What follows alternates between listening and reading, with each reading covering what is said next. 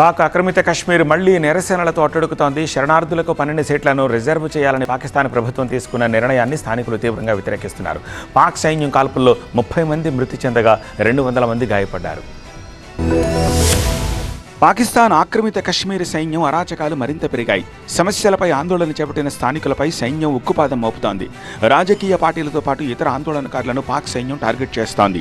రావాలకోట్ నగరంలో జరిగిన ఘర్షణలో మొదట ఒక స్థానిక వ్యాపారి కాల్పుల్లో మరణించడంతో ఉద్రిక్తతలు మొదలయ్యాయి. పోలీసుల కాల్పుల్లో మరణించిన మరో నిరసనకారుడి మృతదేహాన్ని ఉంచిన ఆసుపత్రి మార్చురీ వెలుపల జేఏఏసీ కార్యకర్తలు భారీగా గుమిగూడారు. అయితే నిరసనకారులను చెదరగొట్టడానికి భద్రతా దళాలు ప్రయత్నించాయి.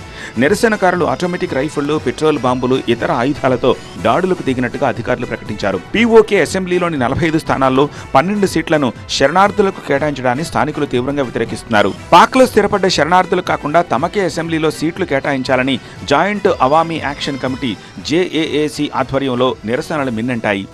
ఆర్థిక రాజకీయ అంశాలపై పోరాటం చేస్తున్న ప్రజా సంఘాలపై సైన్యం దమనకాండకు పాల్పడుతోంది.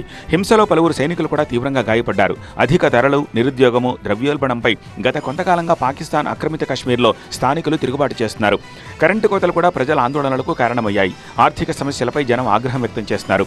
రిజర్వేషన్లతో పాటు గత 2 ఏళ్లుగా ఈ ప్రాంతంలో పెరుగుతోన్న గోధుమ పిండి, విద్యుత్ ధరలు, తీవ్ర ద్రవ్యోల్బణం, నిరుద్యోగం, రాజకీయంగా తమను పక్కన పెట్టడంపై ప్రజలు పెద్ద ఎత్తున ఆందోళనలు నిర్వహిస్తున్నారు. తమ కనీస అవసరాలైన గోధుమలు, విద్యుత్ సబ్సిడీలను పక్కనబెట్టి తమ రాజకీయ హక్కులను కాలరాస్తూ పాక్ సైన్యం సామాన్య పౌరులపై బుల్లెట్ల వర్షం కురిపిస్తోందని స్థానికులు తీవ్ర ఆగ్రహం వ్యక్తం చేస్తున్నారు.